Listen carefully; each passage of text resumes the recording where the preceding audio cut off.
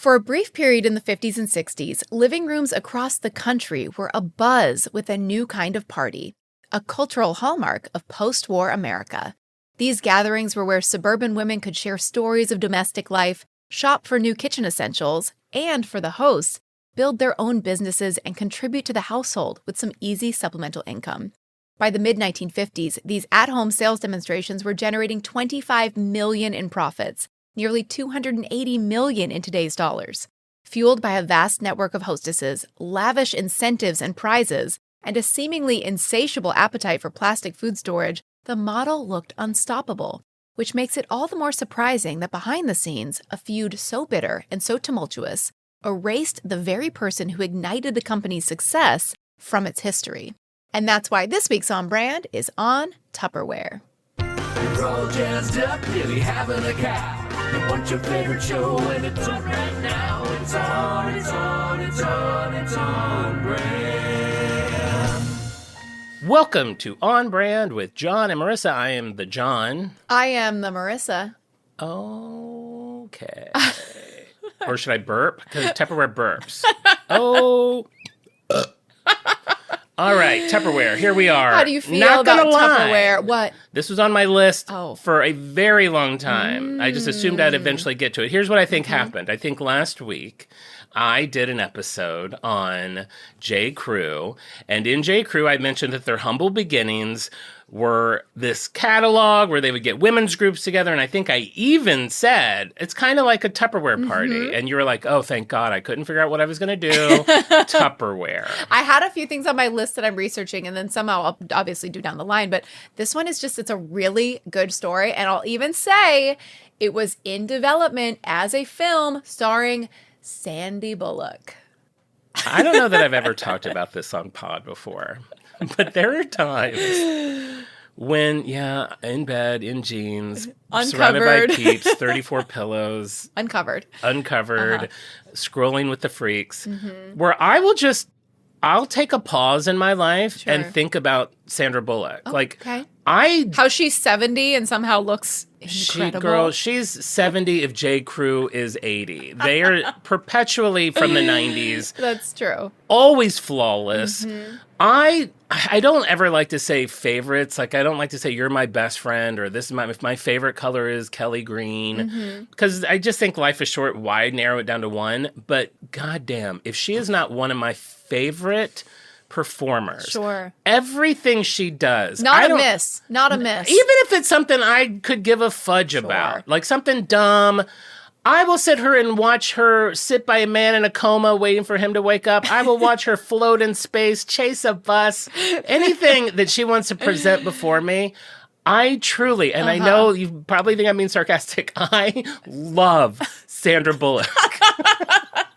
I know you. I don't think you're being sarcastic. I have pulled back on Blindside just because the guy that it's about has said that he says he isn't like that lady movie. wasn't nice to him. Yeah, sure. Of course, not Sandy. But Sandy. I mean, I literally used to watch that every fall, every Thanksgiving. A seasonal favorite. Miss Congeniality. I mean, fun fact: unreal. my friend Jessica, who I think sometimes listens to the pod, she'll hate that I bring this up. I can never gauge where people are, and I don't question it or care. Sure, but no pressure. She worked with me at Avatar, and it became a running joke. I don't know if you remember in Blindside. Have you seen it? I don't know that I have. Okay, so Blindside, it's, this underprivileged boy moves into this rich family's house. At some point, we go and meet his mom, who she seems to abuse drugs. She's like let her kids go. She's in a rough shape. Yeah. And she looks rough. And one Sunday I was watching it and I took a picture of it with my phone and I sent it to Jessica and I was like, I don't know, there's something about her that just reminds me of you. And for 10 years I was sending this picture of this. I love that. Rough actress to Jessica. That's cute. I would always make her a little upset. But Tupperware, we're not even doing, I feel like we should be doing an episode. And that's this week's On Brand is on Sandra Bullock. Sandra Bullock. Surprise guest, Sandra Bullock. Do you own any Tupperware? What are your thoughts about it? Tupperware. I own a couple of pieces that I got from Target before I was boycotting them, 3 years ago. Like Tupperware, looking Tupperware, or glass? They're now doing lids? Their vintage line. It looks like 50s Tupperware, and it's in fun colors. One, and I don't think I'm the dumb person. I'm sure you'll tap on this. They're hard to close. You have to close them in the middle. Yeah. Sometimes people think the lids don't fit. I actually think I have one where the lids don't fit because I have two, and one of them I can close and the other one I can't. So I don't want to be like, and someone's going to be like, you don't know how to do it. I truly think the lid doesn't fit. And of course, I still have it. I don't think I've ever used it or given it away. But the burp seems pointless to me. Like, I understand. It's a fun gimmick. It's a fun gimmick, but it's not like you're not doing like a CPR on it. You're just like indenting the lid and then losing a little air to close it. But it's not like... Oh, you're not supposed to do CPR. I usually put it on the ground. I get on all... Staying alive. Bump, bump, bump, feel bump, for the ribs. Sure. That's why they have the 2 inches ribs on the lid. That's you go right. 2 inches below the rib. I think it's a bit of a scam. And actually, now that I think about it, we always had Tupperware growing up, like the big bowls that like someone would barf in if they had something. Yeah, they would become like sick bowls. But in my mind, the lids were so fiddly and so hard to get on that like you're pushing, you're lifting, you're burping, you're unburping, and it's just like now we have a snap. The snap is a snap. There is something satisfying about a sound that lets you know you've accomplished your goal. Sure. Like I feel like it burps. I'm like, okay. What's another example of a sound that lets you know you've accomplished your goal? Great question. I'm not going to say the plop in the toilet. Why? I mean, so I different? don't know. I don't know. How does this I work? don't know. How does this work? I said when I walked out, it's just so cute that we have a podcast. I'm just dying. I love it. It's so cute. I love it. It's 200 episodes in. You're like, this is adorable. What is? I can't think of something. A Ziploc. They try to make that like say zip Ziploc, of a Ziploc, but that's whisper quiet. But did I love anything more than when blue and yellow made green? Yeah. Oh. Genius. That was the same time as like clear Band-Aids, I think. There was just this period where they did everything right, and now they do everything wrong. We were having fun. We were having fun. Yeah. If I think of anything else that makes a sound that will, maybe like your, I was going to say like computer turning on has that nice chime, but that's the beginning. Sure. Now that I think about that chime, it is like hopeful. It's like, what am I going to create today? The next great American novel. The next great American novel. What kind of pornography am I going to watch today? More loads, load more. I mean, that's off brand, but go get our Patreon. You'll know what I'm talking about.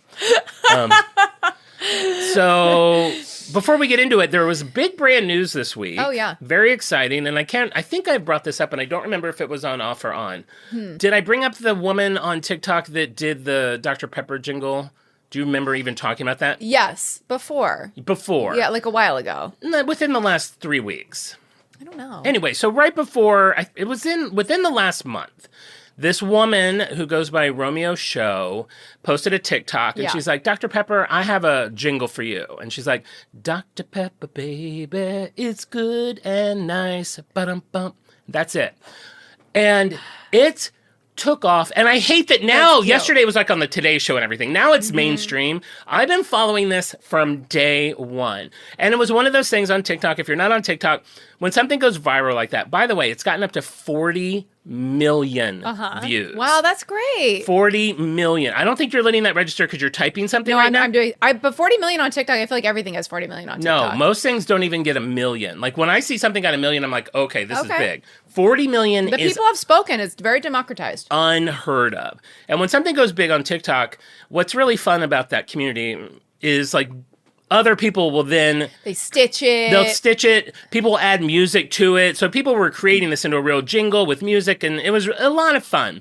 But Dr. Pepper never did anything with it. And so then it started to be like, why isn't Dr. Pepper... Like, you were missing out on seizing this moment. Give her $5 million and take the jingle. Like, clearly people like it. Like, you'd be paying somebody else to come up with a jingle. Pay this lady. Exactly. So for like 2 or 3 weeks it was this. And then like this other brand, I think Vita Coco, is that like a... Coconut water? Yeah, but I think it's called Vita Coco. Vita Coco coconut water. Oh, yeah. Okay. Yeah, I know it. So Vita Coco reached out to her and they're like, do it with us. So she does a jingle with them and everyone's like, yay. She a different jingle, or is it the same like Vita Coco? No, it's different. It's different. Like she's now got her little niche, but you could like it's cute. I could tell it's a Taylor Swift song, but it's a different song. Sure, but maybe to like a you'd be like, it sounds the same. I'll tell you what, she's a regular Barry Manilow. Don't get me started. Because we talked about that. That's an off-brand, the Band-Aid episode. And it's funny because it's even on the Band-Aid website, there's no mention of it. They're like history of their timeline. It's like The I'm Stuck on Band-Aid brand because Band-Aid Stuck on Me debuted in 1972. There's no mention of written by Barry Manilow. Barry Manilow also wrote Like a Good Neighbor, State Farm is There. He also wrote McDonald's, You Deserve a Break Today. He did KFC, Pepsi, Stridex. So he did a lot of jingles, and it's very funny that I didn't know it. Funny. Yeah, it's funny that you didn't know it. I know when I heard that, someone reached out when I was doing the Instagram. They're like, oh, I can't wait to hear all about how Barry Manilow did the jingle. And I'm like, what are you talking about? I was like, it was Marissa's episode. She didn't bring that up. And I lost my mind. I know. Well, there you go. He wrote other jingles also. Well, a funny, now off topic, I had a friend reach out to me today who she's always around celebrities and asked if I like Barry Manilow. And I was like, oh, funny, you should ask. So I assumed there was maybe an opportunity I could have met Barry Manilow. Oh, yeah. I was like, I wouldn't mind meeting Barry Manilow. So I could say, and then he would sing the jingle and then I would play it on the pod. Oh, that'd be cute. Okay, so where was that? Okay, so Romeo show. So she does this thing, does Vita Water, whatever. Okay, so Monday, and this has been going on for 3 weeks, which is an eternity in TikTok land. I've seen it so many times. Monday, there's some big sports thing, the championship something, I don't know, some huge thing. Okay. Dr. Pepper commercial comes on. And it's her, you don't see her, but it's her jingle. Oh. Everyone loses their mind. So she didn't post and go, guess what, Dr. Picker picked up my jingle? She hasn't said a word. Interesting. That's really cute. I saw it on TikTok, and it must have just happened because there's 3 comments. I'm like, wait, is this real? And then slowly over a day, all my videos are about her. Everyone's like, oh my God, they did it. There's all these people analyzing it from brand perspectives. Dr. Pepper handled this perfectly. If they'd done something really quick, it would have just fizzled out. But they allowed 2 or 3 weeks of us really rooting for this woman. And then they go in and they give her this huge, it's second to the Super Bowl slot of doing this. We're hoping that maybe she'll show up in the Super Bowl too. I do not know if it's true. There are rumors that she was paid $2 million for her jingle. God, I hope so, because that's what people get paid to write jingles. I know. And now, of course, all my TikTok have turned into people Coca-Cola, yeah. Everyone's trying to do jingles on it. But it's just been such a fun little, from a branding point of view, and to watch one of us, because it's not the most incredible jingle, but you had some music to it, and it is catchy. I am like other people. I'm walking around doing my dishes, and I'm walking around doing my dishes. I'm you traverse while washing in the bedroom with a pot, and I'm like, Dr. Pepper, baby, it is a jingle. That's what a jingle is. It gets stuck in your head, and there's so many people. It kind of reminded me of some of the freaks. They're I've never drank Dr. Pepper, and I am lusting for one now. Everyone, I'm sure it helped their sales. It's just such a great... You've said Dr. Pepper 7 times, and now I need a Dr. Pepper. I know. I can picture the cold can and just the crispness of it. And I've been having my daily Coke Mini, and so maybe I'll switch to a daily Dr. Pepper Mini. Get one. They are a really nice treat. I don't know if I would do it every... I feel like you might burn out. It's not an every too many flavors. 23? Too many. 23 flavors. I need Coke's 9 flavors. I'll have that, and then every 4th day, maybe I'll have a Dr. Pepper. Well, it's funny you say that, because it was even I don't know if anyone noticed, but from the day the commercial came out to when she did her TikTok was 23 days. And I was like, I don't think Dr. Pepper is that I think things like that are a coincidence. That's Taylor Swift level of architecture. And even that, I think some of hers end up being coincidences that we just find. Sure, yeah. But numerology. There you go. That's a fun branding story. What would that be? A brand rave? A brand rave. We haven't had a rave in a while. Yeah, a brand rave, brand salute, an unhuizenga. What's an opposite of a huizenga? What's huizenga backwards? Some people can do that. They can just say a word backwards. Yeah, it was an... And that's when it's a good move for I can't end in huh, because it'd be... You have to suck Sucking that H in air. Like a trailer for a horror movie? Like a David Lynch something, where he plays things backwards. Yeah, that's great. That's fun. There you go. I love it. I earned my degree online at Arizona State University. I chose to get my degree at ASU because I knew that I'd get a quality education, they were recognized for excellence, and that I would be prepared for the workforce upon graduating. To be associated with ASU, both as a student and alum, it makes me extremely proud, and having experienced the program, I know now that I'm set up for success. Learn more at asuonline.asu.edu. All right, so... Shall we get into Tupperware? So you have some now, you're not I have some now. I mean, we're in this day and age where most of my food storage is leftover takeout containers. Sure. You get sent home from a friend's house, they've put it in something. Sure. Now, I do have a few things that I'm assuming I probably should have returned to friends, but I've kept over the years. Like a nice glass tuppy sometimes. I'm like, well, okay. Welcome. Finders keepers. Welcome to my parlor. Okay. Said John to the storage container. But yeah, most of my stuff is off-brand Tupperware. Yeah. I have very little actual Tupperware. Sure. I know there's some of those like brown, orange, avocado bowls that are in my mom's possession that maybe I'll inherit someday. But I moved to glass, the glass, because you can feel better about putting it in the microwave, and a Pyrex with the snappy lids. I don't know. I haven't been fussing on Tupperware. Obviously now, after 7 years, Tupperware finally got glass. So you can get like glass Tupperware brand. We'll talk about later where like the company's at today. But I'm curious, of course, because they have like insulated, they have like Stanleys now. They have everything now. They're a lifestyle brand, which I'm curious to see how that happened. Because if I'm not mistaken, and if it's a spoiler, you can take it out. Sure. But I thought that they had announced bankruptcy like 5 years ago. They were like on the cusp of going away. Yeah. So I'm curious to see how that played out, because they never did. And I was like, I wonder what happened. And then again, we always get confused by bankruptcy. It's never real. If the Party City corner of a Staples can prove anything,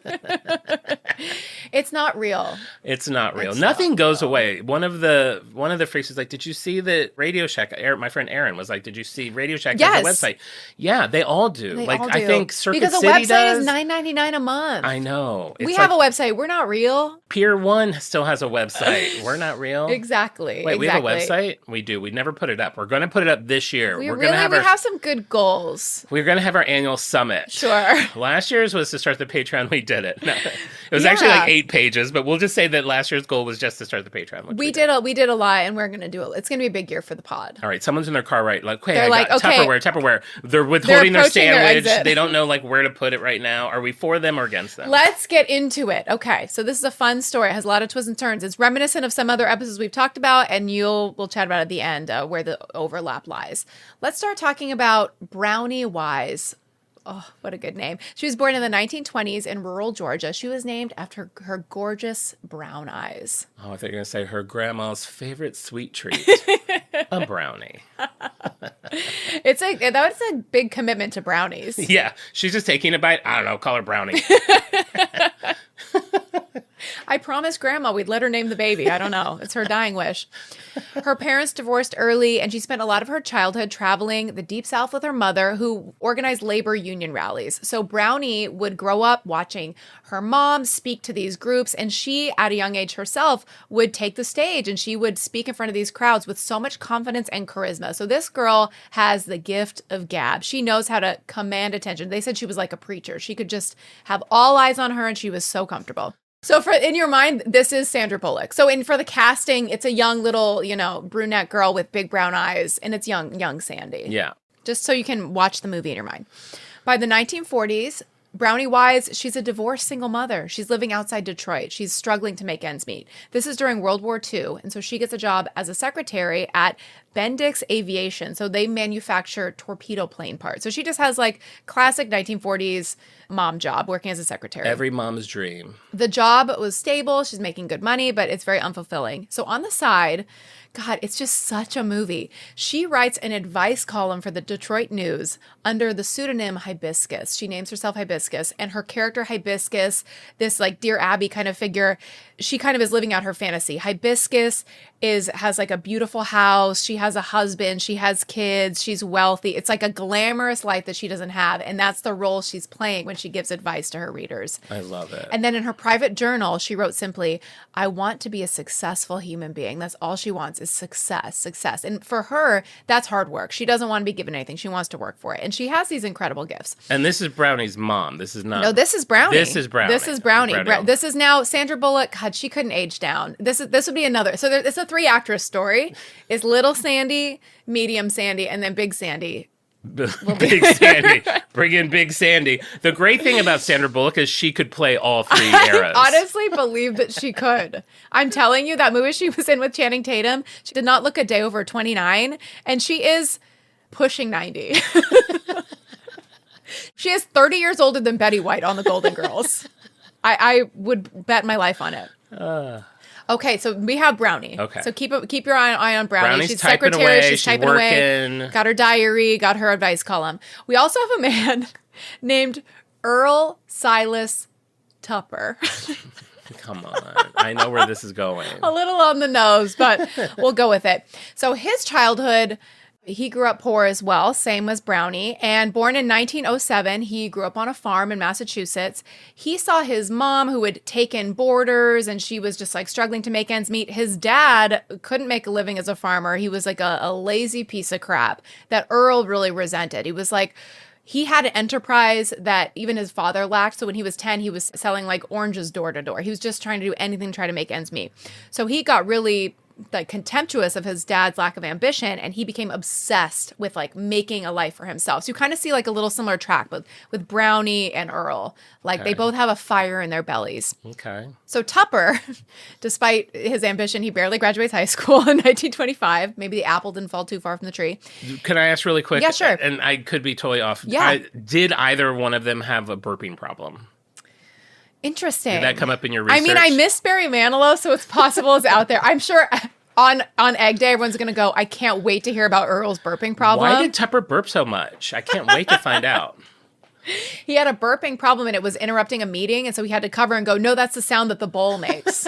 So that they wouldn't get like, that was the bowl, not it was me. The bowl, that was the bowl. And then he's up all night trying to figure out how to make a bowl burp. The original ad was blame the bowl. Blame the bowl. Mm-hmm. There you go. So he barely graduates high school. It's 1925. He takes correspondence courses. He's filling notebooks with his sketches, his inventions. He fancies himself a modern day Leonardo da Vinci. There you go. His ideas are, these ideas exist, and I will post them on the supplementals, like his lined paper inventions, a no drip ice cream cone. Wow. Oh, it probably has a little lip around it. It has like ridges. It has like scales so that the I don't drip hate that falls because by the time you get to the bottom, it's all like soft. It's all soft. I don't mind the soft tip. I love a soft tip. Me too.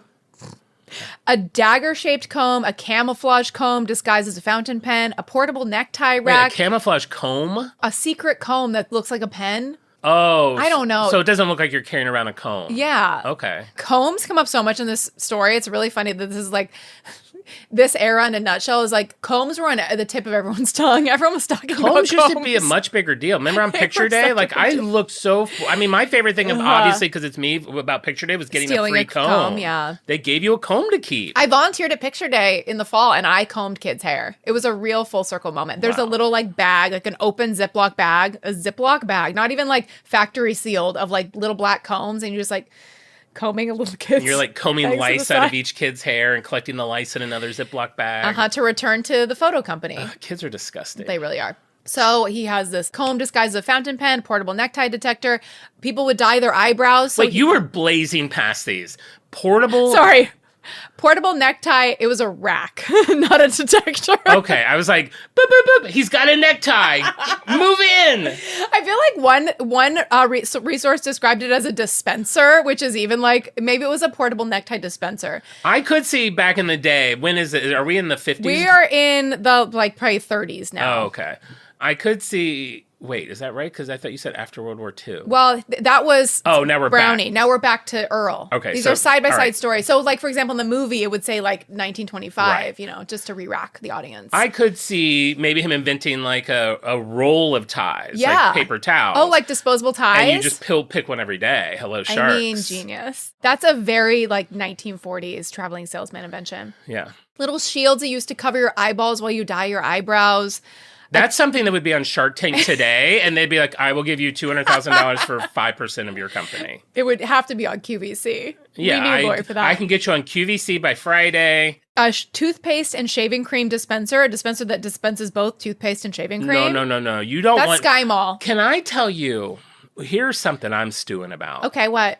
Anyone, brand, friend, foe, human, that puts a bottle of hand lotion on the bathroom sink. Oh, yeah. The number of times I have thought, I'm going to be washing, I can't wait. Oh, what is that? Oh, Clementine. I can't wait to sudsy up with my Clementine soap, and then it's lotion. Good luck lathering up with that shea butter. Oh, Good luck. It makes me furious. Well, and then it's harder to wash the lotion off. You can't wash the lotion off. It's meant to not wash off. It's meant to block water. It creates a barrier between your skin and the soap. And now you're scrubbing away. You've been in the bathroom 11 minutes. Your dinner's growing cold on the table. Your wife's getting mad. One of two things is going to happen in the bathroom. You're either going to put something in your hands that is meant to work with water and make you happy, or something that will fight water with everything that it's got. It's a very subtle, impish move for a homeowner to do on a guest. And they'll be able to tell. They're sitting in the living room waiting for you to come out. They'll be able to tell, like, no, he's been in there a while. I don't like switcheroo pranks. I don't like I don't switching. think You don't think they're pranks? I don't think they're pranks. I think it's. I just don't think I am beyond. It is not ingrained in us to read the thing that we're squirting on our hand in a bathroom. You ever put a line of Preparation H on your toothbrush? No, I've never done anything wacky like that. Have I? I don't think so. That's the common one. That's the common one. Yeah. Which maybe it works. I don't know. Or put like Nair on your use it as shampoo instead, and then you come out bald. Yeah, that's very 80s high school movie. Yeah. Sure. A non-surgical appendix remover he invented. No, that's like one of those magician party tricks where it's actually just a few pieces of bacon and some red food coloring, and they like rub their thumbs in and they're like, "Look, I got it out." And this is the best one. And there's drawings for some of these. Drawings don't mean anything. A fish-powered boat. Oh. And if you see these drawings, it's literally it's a boat that has like a fish's like way that a kid draws a fish, where you have like pin in that. James Cameron, please. Jim, you're not going to believe what I just found out. Could exist 100 years ago. Imagine a kid's drawing of a boat where you draw one eye and then like a little mouth, and then he like an arrow that's like boat, and then he has underneath the boat there's like 3 loops and like an arrow that says like this is where the fish go. So he's imagining like giant fish strapped to the bottom of a boat. It's going to be like, listen, I'm not saying it's not possible. Okay, I am, but I don't think that a fish, as far as my learnings, are like an ant. Like an ant can carry like basically 100 times over their head. Sure. I think a fish can carry 1/3 its weight. So it'd be a fish has free will. Like where are they taking you? How are you steering them? That's so close to being like because I don't know exactly what the joke is, and a fish has free willy because he also lives in the ocean. That's right. Okay. And a fish has free willy. A fish doesn't have free will. A fish has free willy. So it would be like the Up, where he had to move his house. He needed 1 million balloons. Sure. You would need a lot of fish. The way the sketch portrayed it was like one big fish.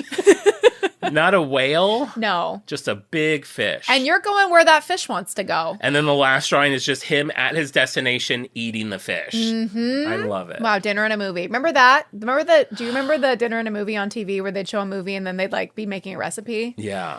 Oh, simpler times. And then I was going to say, that was actually the second to last drawing. The last drawing is, I'm full, couldn't finish the fish. Put it in this bowl. Put it in this bowl. And that's where we came from. And then he signs it. Yes. Tupper. There you go. Okay. We're getting there. We figured it out. He has a landscaping business during the Depression that goes bankrupt. So that really drove him into like his desperation. So while he's tinkering it away, he had a couple, like businesses. But, the Depression, those are tough times. People aren't getting their trees trimmed. He takes a job in Leominster, Massachusetts, which is a plastics... This is the line that made me laugh. A plastics hub that evolved from the old comb industry. Man, this whole world's about combs. So Leominster was a comb town. I'm the comb town. I'm the comb king of Leominster. Oh, you come from comb town? Oh, you think you come from comb town? I come from Comb, Ohio. He's got comb money. Oh, he's one of those fancy Look at those shoes. folks. What, you got comb money? You think you got comb money? I don't see a comb on you. I just see that pin. And then Tupper pulls out that pin. Aha! And you can also use it to remove your appendix. Why don't people use combs anymore? Like why? Like did the desire leave to like have a combed hair? I'm sorry. In the history of time, was like, I gotta get this appendix out myself. I don't care. I'm not going to the doctor. I'm not going to the doctor. I'm going to buy something from a traveling salesman to get to the bottom of this. I don't want to bleed, but I'm getting this appendix out. I don't even hear of appendixes really coming out anymore. No one ever talks about getting their appendix out. Maybe appendixes have evolved to not kill you. They just disappeared. We absorbed them. Like a twin. So he is in Cometown, and he's surrounded there by all these other self-taught engineering, inventory types, which he fancies himself to be. He's like, he thinks everyone's going to really like light up at the mention of his fish boat and his... Tupper, do you want to project your patent drawings up on the board? The big fish comes out. Uh-huh. It's very silly. So he's there. He's surrounded by his like-minded individuals. So the company he works at owns DuPont Plastics. So during World War II, DuPont developed polyethylene for military use. But after the war, they have mountains of industrial byproduct. And this is where my Vaseline little alarms were going off. Greasy, smelly, polyethylene slag. Slag. So someone's like, oh, that smell, that slag. Is there any way we could turn this into something that we would store food? Yeah, I mean, there definitely saw dollar signs. Any industrial byproduct, they're going to have to tinker around on some way to turn it into cash. So no one knows what to do with the slag. They have mountains of it. It's seeping under the doors of the conference rooms. That's official word, slag. I like that slag. word. I've never heard that. Slag. You slag. You slag. It is a good mean word to call somebody. So Tupper became obsessed with slag. Tupper's also a good name. Tupper Slag, Tupper. reporting for duty. Classic Tupper. A private eye name, Tupper Slag, private eye. Tupper Slag. He has months of trial and error experimenting with slag. He asked the company to loan him a machine where he can melt it and mold it and play with it and tinker with it. He refines the waste into a lightweight, flexible plastic that would not shatter, and he calls it Poly-T. So he was inspired by paint can seals, he says, for this design. He designed an airtight, flexible lid that could be sealed with pressure and released with a distinctive... Burp. In 1946, he released his first product, which he called the Wonder Bowl. Did you know that was the name of the original Tupperware? I didn't. It's the iconic bowl. It's like mixing bowl size, has the lid. If you think of Tupperware, this is the one you think of. Wait, so the burp Yeah, you're hearing it right. It just happened? The burp just happened. It's just sealed with pressure and you release it with a burp. Huh. It just happened. Just happened. It wasn't by design. I mean, he noticed it burped. Huh. I feel like I have to research things after your shows.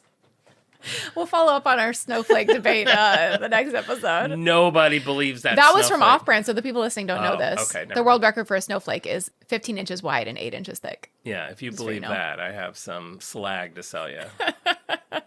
So the plastic industry loves the idea. This is something to do with all their mountains of slag that is driving them crazy. Design magazines love the design. They're calling it modern art.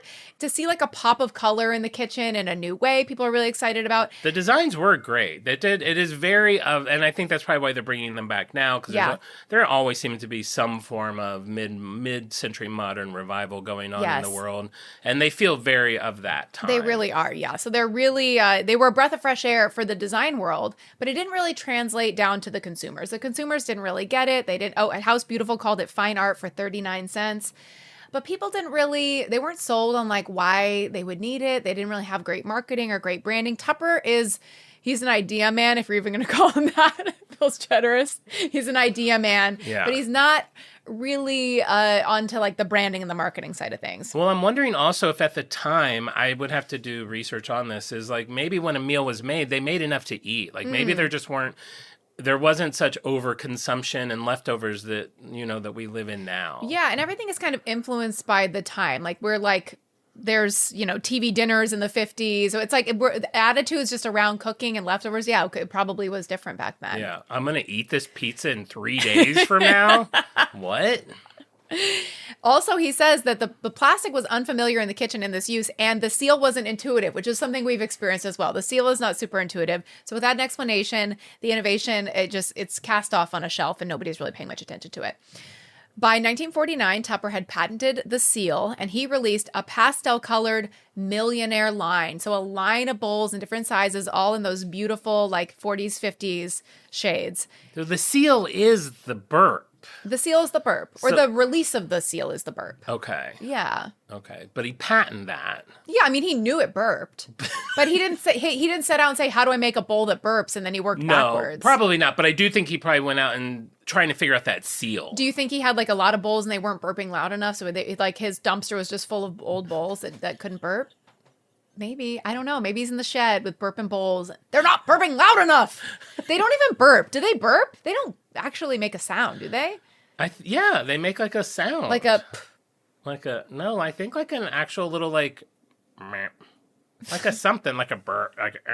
I'm sure we can look this up. I don't think they make like a They have to make something or this wouldn't even be. Or it's like I think it's a or like a I don't know. It's not what you're thinking of. Hold for it. If you want to lock in freshness, Here it comes. Tupperware really locks it in. That little clunk. Lock in freshness, Tupperware really locks it in. It's just the sound of something closing. It's a sound of something closing or a fart on a hard chair. What? It does. It's just the sound of something closing. It's the sound of something closing. A burp actually it's like creating a false memory, I think, about what they do. It's a good gimmick. So we have the Millionaire line. They're gathering dust on the shelves. Tupper's tinkering away. Who knows what he's going to think of next, this harebrained weirdo. We have Brownie Wise. We're back to Brownie. I forgot all about Sandra. Sandy, she's still the story. She's a huge part of it. So she has a Stanley home product salesman come to her door. This was a company that would sell hairbrushes door to door. Mm-hmm. What a time. And he gave her a terrible pitch. And she, seeing this salesman sweating and just like dropping the ball, bad Shark Tank pitch to get her to buy a hairbrush. And she's just thinking like, I could do that better. Mm-hmm. So she gets a job at Stanley Home Products, and they were experimenting. This is the same Stanley as this Stanley? Yeah, they later made insulated cups that apparently you don't like, but you do like, but you like if they're neon. I do like how long they keep ice. Have you gotten any new Stanleys since the original neons? Not many. What? Maybe one. Wait, what? At Christmas. What was it? It was sparkly. Just one at Christmas. Just one. You've only got one. Yeah. Okay. And it's sparkly. Yeah. Why don't you bust it out? I don't know. I've been really fine with this one for a while. Okay. Yeah. I look forward to meeting it someday. So she's working at Stanley, and Stanley's introducing this idea of selling products at home parties. So she tried it, and of course, she knocked out of the park. And I will show pictures of Brownie Wise in the supplementals. This lady is hot. As gorgeous. Okay. Cute as a button. She's like Marilyn Monroe. She's like Betty White. She's like Doris Day. She's just like the pinnacle of sweetness. So you can see why she was just the consummate saleswoman. So she tried to do these home parties. Of course, she was a young little kid standing in front of the crowd at the union rallies. She's gathering attention. She's come from in front of a crowd. So of course she rises through the ranks very quickly. She has this folksy blend of encouragement and showmanship, and she's very persuasive. She's a great saleswoman. But what set her apart is that she didn't just sell the product. She was so compelling and so passionate that she encouraged other people to also become salespeople. So this is like what we're noticing with this kind of like, I guess it's early pyramid scheme, feels like a wrong way to put it. But like she was saying, like, look how easy it is to make a little extra money working from home. You're hosting this fun party. So she was recruiting other salespeople as well.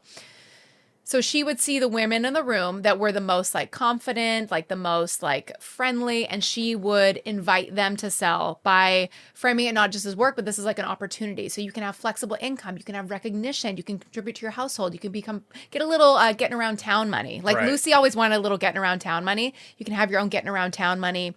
So she had a community at this time of women who had been pushed out of wartime jobs and are back in domestic life. Got it.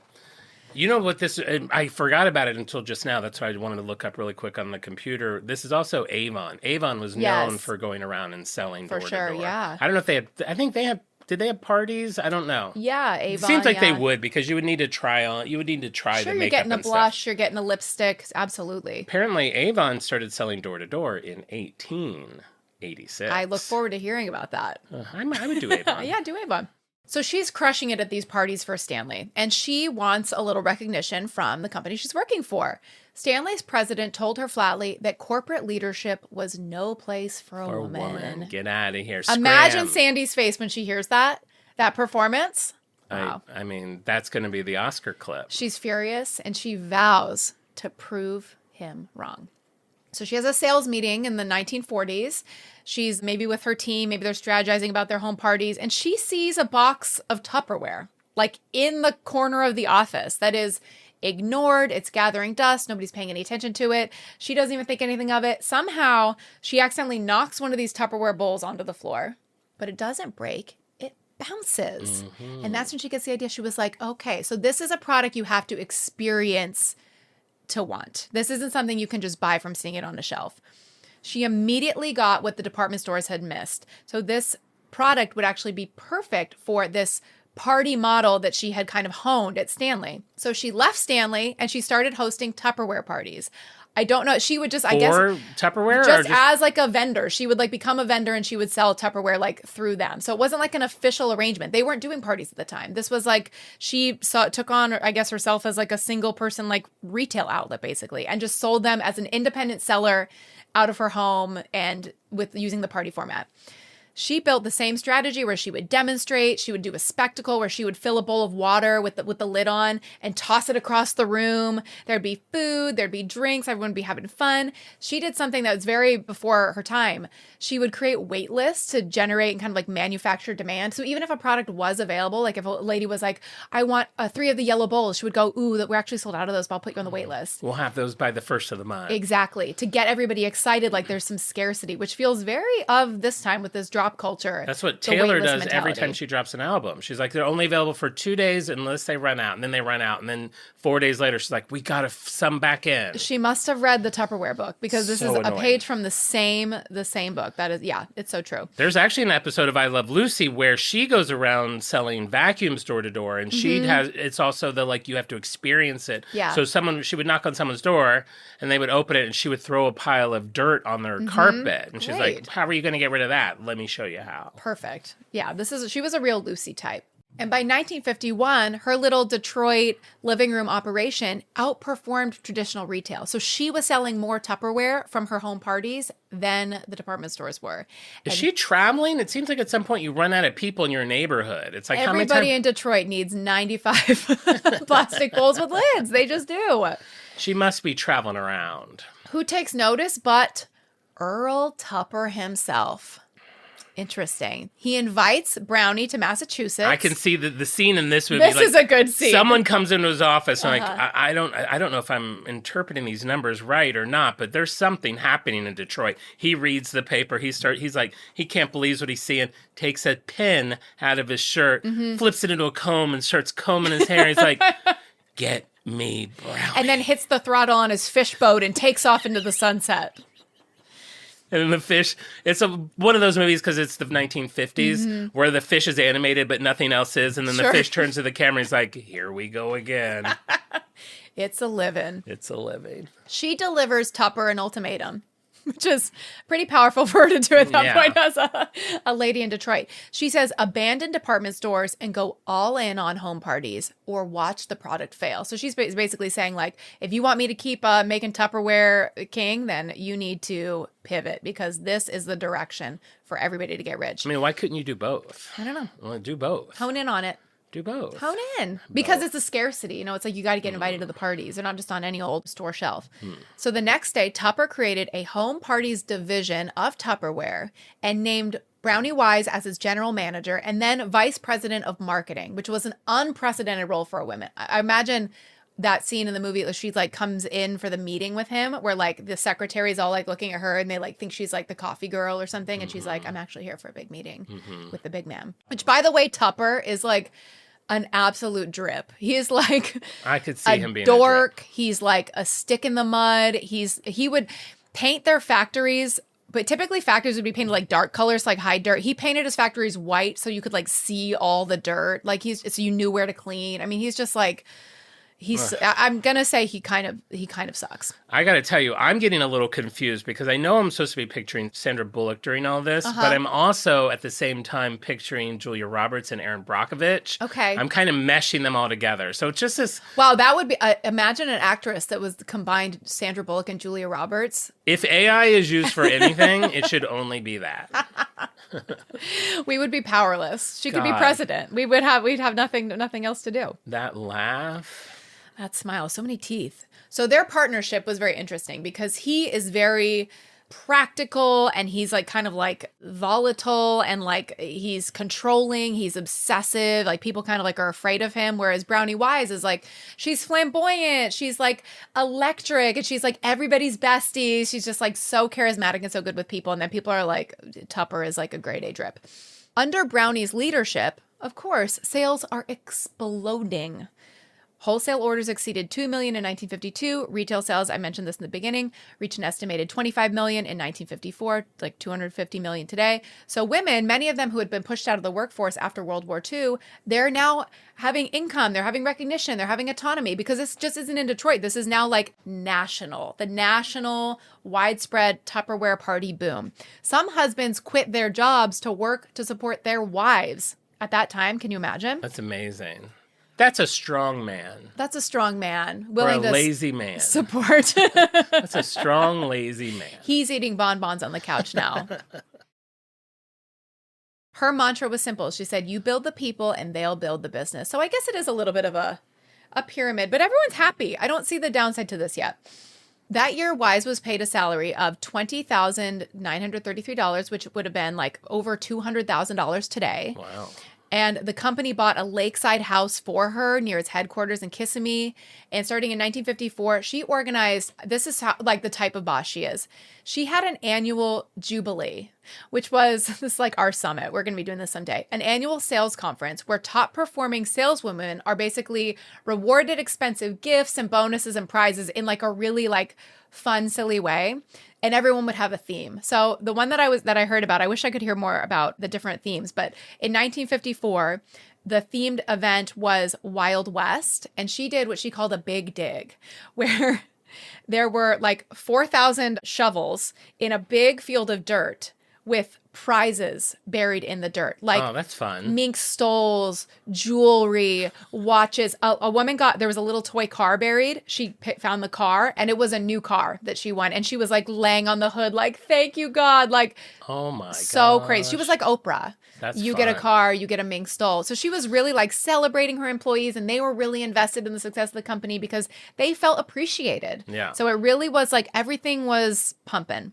It's amazing how that works. If you make people feel good, they'll do good. They'll work harder, and then you'll make more money, and you can give some of it to them. I mean, you don't have to like you still get to keep most of it, but you give them a TV. Give an employee a TV. Give a TV. Come on. Actually, I don't need a TV. Could I have the cash? You can have a mink stole. Okay. Next time I see you. It's all dusty. Mm-hmm. That same year, Wise was the first woman to appear on the cover of Business Week. So she is now like the face of Tupperware. And boy, what a face it is. I'm telling you. I'm picturing Dolly Parton, too. She's very Dolly Parton. She's like just folksy, sweet. She's just she's beautiful, but like a total girl's girl, just like the best. She was also a writer for the monthly company magazine, Tupperware Sparks. I used to subscribe to that. Why not Tupperware Burps? Interesting. Interesting. In 1957, Brownie published her autobiography, which was called Best Wishes, Brownie Wise. So you can see that she is now, when people think of Tupperware, they think of her. She's becoming one of those public-facing figures to represent a company, which isn't true for every company, but like in our Sharper Image episode, I talked about how that founder kind of became associated with the company, and he became like, there's like a mascot almost. Yeah. This enraged Earl Tupper. Tupper was mad. Tupper was He wanted to be the face jealous. of it? He, for years, tolerated her celebrity. Don't tell me he threw acid on her face to scar her. To make her as hideous as him. This is a villain origin story? There was also something where she apparently used a Tupperware container as a dog dish. And Tupper thought that undermined the company's image. I mean, who cares? I'm sure people at home are doing that too. Like, big deal. She has so many of them. She's supposed to buy a dog bowl. She's the queen of Tupperware. She's supposed to buy a dog bowl. Buy a dog bowl? Ridiculous. So their relationship is eroding, and he is so jealous and so hostile that she is like on the cover of the magazines, and she is credited with Tupperware's success. He has visions of selling the company to avoid estate tax. And he thinks, well, maybe having a woman kind of at the helm as like the face of his company will hurt the sale of it. He's just so resentful and so bitter that she's like, which also it's like, look in a mirror, Tupper. Like, you think that like grumpy puss, you think anybody wants to like you think you're going to throw a jubilee? Yeah. No way. Your jubilee would be like a bunch of people sitting around like eating soup. Yeah. It'd suck. Combing their hair. Exactly. Taking out their appendixes. So in 1958, without warning, Tupper fired Brownie Wise. No. Fierce legal battle. This was her baby. She's the face of the company. All the employees love her. She ends up receiving only $30,000, which was 1 year's salary. She gets no stock in the company. She has no home anymore. She has no credit. Her name is erased from the company's history, and it still is today on the Tupperware website. How do we know so much about her? Well, I mean, we know it. We lived. We lived it. Copies of her book, With Love from Brownie, were buried behind Tupperware headquarters. This is how petty this is. There is a nice juxtaposition between the Jubilee digging for the prizes and then the digging for her autobiography. Oh my God. I mean, even if she didn't dig up the copies behind the factory in the movie, you'd have to maybe not flashback. Maybe you could flashback. Draw some cinematic parallels to the digging. In an ideal world for me, yeah. If I was the director, it would be like end credits start, then we pull back into the movie, and it's, I mean, if I'm wishing, she's still alive. Yeah, sure. But it's that whoever plays her, Sandra, is at that site. She's like, I know that there's no way there's going to be any like here. She's walking past it, and then she's like, maybe I will check. And then she like finds little bits and a corner pieces peeking out of the dirt, dust it off. Yeah. They can't take that from her. Within a year, Tupper sells the company to Rexall. He's not even keeping it? No, he wanted to sell it. He fired her, sold the company within a year. He sells it for $16 million. He divorces his wife. He buys an island. He moves to Costa Rica and renounces his U.S. citizenship so he doesn't have to pay taxes. And marries a big fish. He bought an island, so maybe that's why he needed the island so his wife can have access to water. Wow, him Splash. and his fish wife lived happily ever after. Why do you... He sucks. He sucks. People suck. Yes. Brownie Wise, she can never regain her former success. This is very Monopoly. This is very landlord's game. Monopoly. So she tried to start like a makeup company that she would do on her house party model, but it never really took off. Avon's already doing that. Avon was already doing it. She had to like come up with her whole new thing. She ended up becoming like a real estate agent. She made ceramics, and she never was able to regain that success. Earl continued inventing in quotes, on the island. Until his death in 1983. He scribbled ideas everywhere he went. His kids said that he would be wheeled into surgery on a gurney, and he'd be like with a pad of paper, like scribbling a new design for a hospital gurney. A coconut phone. There you go, a coconut phone. He's stranded on the island in this mission. He has no home. For me, he It's ends a up Gilligan. dying. He's like Castaway on the island. Yeah, it's like Castaway. So today, Tupperware, it's sold in 100 countries.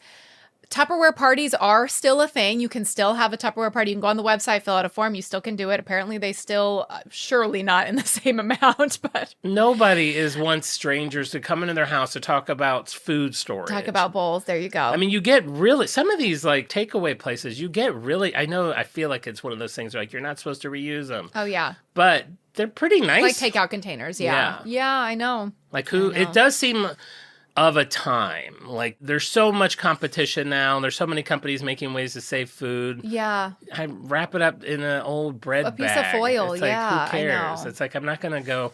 Though I have been, not really tempted. A couple years ago, when they were kind of reinvigorating their vintage line, it would be like 32 pieces, and all the colors were like different. Like, they had lovely colors and stuff. Yeah. But there's a 3-piece set at Costco now that people really like. Yeah. It's like a retro, but like, upgraded where the plastic is I'm sure that like polyethylene, there's like a better plastic that's like BPA free now. So Tupperware is still around. You were right. In 2025, the company was declaring bankruptcy, or it had been heading toward bankruptcy for a while. They sold off one of their international divisions to another international company. So it feels like, I think Tupperware is going to make it out okay. Yeah. I don't see them like going the way of the full dodo, but they clearly need to adapt. And just, I mean, what a story. The movie with Sandra Bullock was supposed to be developed in 2016, but obviously that fell apart. We should talk to Reese. Reese is always putting together some good stuff. I could see Reese being Tupper. I mean, honestly, Reese is 80 also. They're all 80. Babe, do you watch Morning Show? Reese looks good. She does not look 80. She could pass for 40. She's not going to play her as a young girl in Georgia. I think she's going to have pigtails and a big round lollipop playing an 8-year-old girl. Makeup, heard of it? Like, they can look young. Well, honestly, all children should be replaced by robots in movies anyway. So, and I picture Brownie being short like that too. I like a powerful woman who, like, when you meet him, they're like, "Girl, you're 2 feet tall." Like a Kristen Chenoweth, like that type of person. Yeah, yeah, a little powerhouse. Yeah, like a Lady Gaga. Let's say Lady Gaga. 5'6". Sure, Lady Gaga could play Brownie Wise. Lady Gaga is Brownie Wise on Broadway. It's another one of those stories of it's like a company kind of screwing over the lady who started it all, because she really did like launch the in-home shopping, the kind of even like the Mary Kay LuLaRoe, which was one of those at-home party selling at home. Mary Kay is a big story as well. I'm sure we'll cover it on the show at some point. So she did pioneer the blueprint for these like direct sales, the party model. And I would say maybe influencer marketing. I would say, I mean, I look on Instagram, I'm like, this is all Tupperware party, basically. It's all some lady showing me like what to do with a blender, which is like, it's still alive. That is basically what TikTok has become. Yes. It's like just normal, annoying, everyday people trying to sell me a mattress or a wagon. Or like all these things. And it's the same psychology. It's like you see yourself, this is an average person. They're making a compelling pitch. They're showing you the product in their home of how you use it, like how this sponge cleans stains, whatever. It's all the same thing. It's all Tupperware. All Tupperware. It's all been Tupperware all along. Wow. There you go. There you go. Yeah, Tupperware. So everything we know, it's been a long journey. I mean, I swear if you were on the Tupperware.com website, you would find something you like, because they do have pops of color. It is really like bright, fun. I remembered I did buy another piece from like Amazon maybe 4 years ago that I've never even used, but it looks so pretty in the picture. It's like a really pretty red, and it's like that thick, and it's just perfectly round. I think it's a cookie storage thing. Oh, a cookie storage container? Yeah. For all the cookies that I make. Yeah. But I was like, I need that. It's red. It's red. I wish I had known we were doing this. I would have brought that for the photo. I know. Is it on brand or off brand for you? It's a good question, because I would have immediately thought on brand, but now that I know the story, I don't love a woman that has been swept under the rug. Sure. With this guy, I mean, he looks like just like the guy you do not want to be stuck talking to at the party. Yeah. Like just, I'm telling you, a total dork. But such a good name. I love Tupper. It seems like... If you had a dog, you could name it Tupper. That'd be a good name for a dog. That'd be a great name for a dog. Or a big fish. Because that'd be a little wink. Like, powering hey, your Tupper. boat. You should change Bloaty's name to Tupper. I should. I like a nickname. Hey, Tupper. Bloaty's looking really trim these days. I can't believe Bloaty's alive. I honestly, I almost like flushed Bloaty down the toilet, because everything I read was like the condition that made Bloaty bloated. They're like, he has maybe like 4 days to live. And what happens when the frogs get bloated like that, all their internal organs are getting like crushed. So I was like kind of thinking like the things I said were like, it's humane to kill the frog. Like, put it in the freezer. That's what people do. Put them in the freezer. On froghaters.com. I didn't check the URL, but now that you mention it, I think it was froghaters.com. They said to kill it. They said it, and I didn't, and I'm glad, because Bloaty's still alive and really healthy. I'm going to say it's a light on brand for me. It's okay. Not, because I don't think anyone that's involved with it now has anything to do with that history. Sure. It's probably 3 companies removed. I like that they're bringing back a retro thing. I don't like that I bought one and the lid doesn't fit. Oh, yeah, who would like that? I mean, who would like that? You're not burping it right. Too lazy to take it back. You should try to get an exchange before, if the company does go under, because then you really... I thought about that. You can write them and tell them if you have an issue with your lid. Yeah. Maybe I will. Yeah, light on brand for me. I'm going to say light on brand for me too, because I really do, I associate it with quality. Like, even I've seen this set of bowls at Costco, and I do feel like I could use some more mixing bowls. So I do think like Tupperware is a trusted brand. Yeah. I kind of put it in one of those like legacy brands. Like this has like a seal of approval. I'm going to say it's a light on brand for me too. Okay, good. Yeah, light on. Light Fun on. story. Would be a great movie. Look forward to. I mean, someone should definitely, assuming all your research is correct and thorough, It may not be complete, but it is accurate. if I missed anything, for sure, let me know. I don't have an Emmy for research, so I have no pride. But yeah, it does seem like it would make a really good movie. I agree. It was around the time that Jennifer Lawrence movie Joy came out about the right. mop. So it was like there was they probably thought like Too much of the same thing. Let's wait until everyone gets 10 years older, and then we'll revisit this. Exactly. Put a pin in this until 2027. Exactly. All right, cool. Well, thank you. That was great. Very Fun. fun episode. Great. Well, before we go, I guess I need to give some shout outs to some of our lovely freaks of the week. Awesome. And if you're wondering how you become a Freak of the Week, it is pretty easy. Every Wednesday in our Instagram story, I post a little puzzle. If you're able to solve that puzzle and let me know what our brand is going to be that week, I'm going to shoot you a little freak badge to let you know that you got it right. I'm going to add your name to the Wheel of Freaks. And every week, I'm going to spin that wheel at least 5 times. And that's what all these people did. And now they are our Freaks of the Week. We have Gail Kiaboo. We have Julie Gross or Grasse. We have Jim Sargent. We have Ben Trappy. And we have Jenna Kotak Thorne. I mean, 3 of those people. Gail's the one that sent us the treats from Hawaii. Julie is the one that lives in Texas that we did the episode on HEB for like 3 years ago. Yes. And Ben Trappy is the long not heir of Trappy Hot Sauces, which is a brand that I love. Oh my gosh, how funny. Wow. A lot of people. That is not why they are Freaks of the Week. They just happen to be. I also want to give a special shout out to someone I chatted with online from Cincinnati. His name is Justin Schaefer. And we were chatting, and I'm just going to read what he said, because I wrote this down a couple weeks ago, and I don't remember exactly. But he said, I always wanted to message you to let you know how much I love the show. My job is writing and hosting trivia nights around Cincinnati. And one of the categories I do about once a month is dedicated to the pod and the stuff I learned on it. So also thank you for that. So we are now a category in trivia nights in Cincinnati, Ohio. Wow. It looks like he has 3 different ones that he does. On Tuesdays, he's at Northside Yacht Club. Wednesdays, Queen City Radio and Over the Rhine. And Thursdays, Covington Yard across the river. His Instagram is at Approxno, APPROXKNOW. So, Justin, Thank you so much. I love that you're learning enough from us that you can make us a trivia category. We're trivia, bitch. Maybe we'll do... We're trivia, bitch.